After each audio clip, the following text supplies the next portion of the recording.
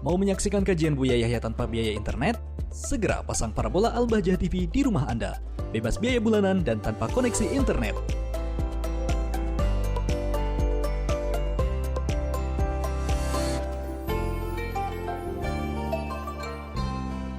Assalamualaikum Buya. Salam. Saya Husaini bin Mansur dari Aceh. Saya ingin bertanya, apa perbedaan antara kita takut sama Allah dengan kita takut sama ciptaan Allah? Misalnya sama ular.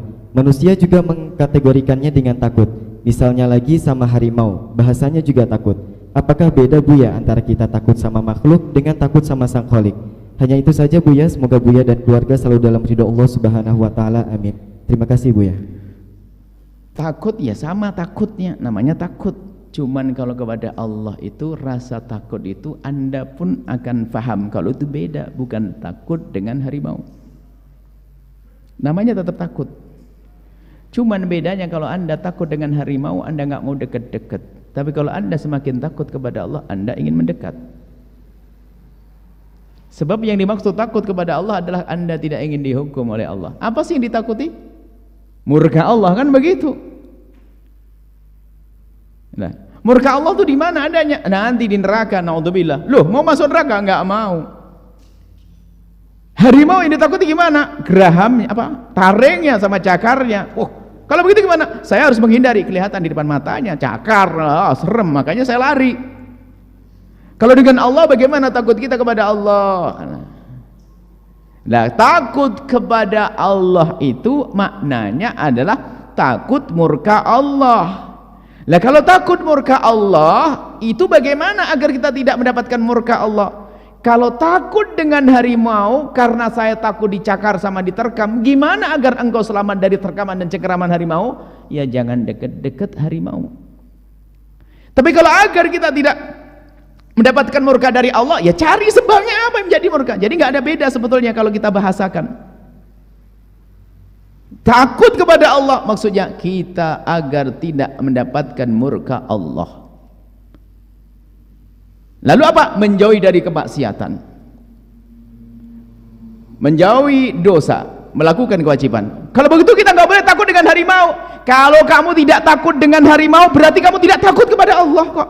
Gimana? Coba, saya tidak takut harimau, saya ke hutan. Kamu bunuh diri berarti nggak takut kepada Allah. Kok nyalah salahin aja coba. Anda tidak takut pada harimau? Ayo saya berani melawan harimau. Harimau serem, lapar 3 hari nggak makan. Kamu takut tak? Saya hanya takut kepada Allah. Bohong dia. Dia mau bunuh diri dia. Di saat dia tidak takut kepada harimau, dia tidak takut. Karena apa? Allah telah memberlakukan sunnatullah di semesta ini harus kita patuhi. Saya tidak takut dengan racun. Ayo racun. Ini kadang orang sombong, gayanya takut kepada, tidak kenal Allah dia. Saya lebih takut kepada Allah. Saya tidak takut corona, saya tidak takut racun, saya tidak takut huri. Omongan apa itu? Dari mana bahasa itu? Dia paham atau tidak? Orang, saya tidak takut racun nih, yang mematikan saya hanya Allah, yang menghidupkan Allah, makan racun, bunuh diri neraka jahanam. Ini kadang bahasa-bahasa begini digunakan untuk merusak hamba-hamba Allah. Kita takut harimau, gimana nggak takut harimau nerekam begitu kok. Saya kalau naik motor, naik mobil, jalan di pinggir, takut tabrak mobil. Mau bilang, aku hanya takut kepada Allah, tabrak mobil mati, bunuh diri dia. Lah kita harus memahamkan makna takut kepada Allah itu takut murka, takut hukuman Allah.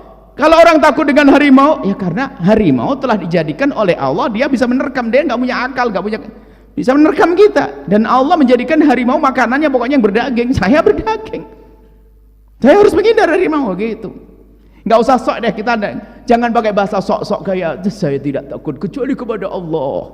Maksudnya penyakit dari Allah. Iya penyakit dari Allah. Tapi kan Allah ngajarkan lewat lisan Rasul. Kalau ada orang sakit, kalau ada kampung sakit, kamu jangan masuk ke sana. Ini biasanya dihubungkan dengan masalah corona. Ini nggak saya hubungkan saja. Saya tidak boleh takut kepada corona. Corona kau takuti, makhluk Allah. Ente sadar tidak ngomong begitu? Di saat kita tidak takut corona, sembrono, tidak takut dengan racun, minum racun, bunuh diri kok.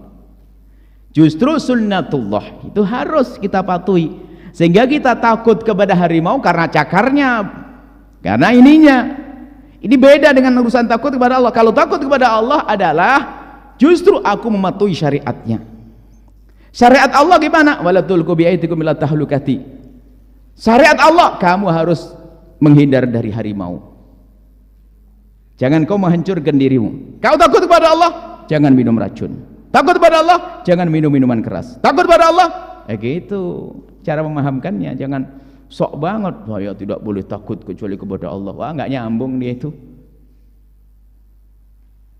Nah, seperti itu. Jadi makna takut kurang lebihnya adalah sama. Cuman di saat dihadapkan kepada Allah adalah seorang yang takut kepada Allah karena yang ditakuti adalah murka Allah, maka kita semakin mendekat kepada Allah. Menjalankan perintah Allah pada akhirnya harus takut. Kurang ajar. Saya tidak boleh takut kepada bapak saya. Maksudnya apa? Berani sama bapaknya gitu? Ya, kurang ajar, neraka dia.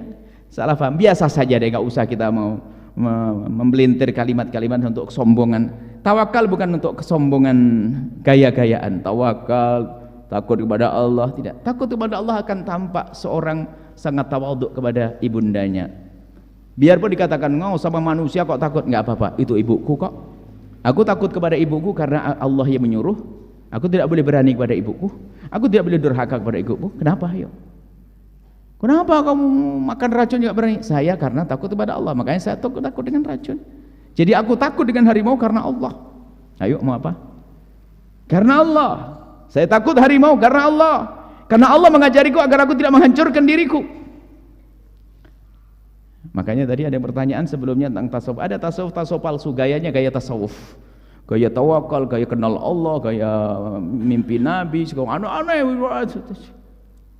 dunia hayal. Kita perlu real.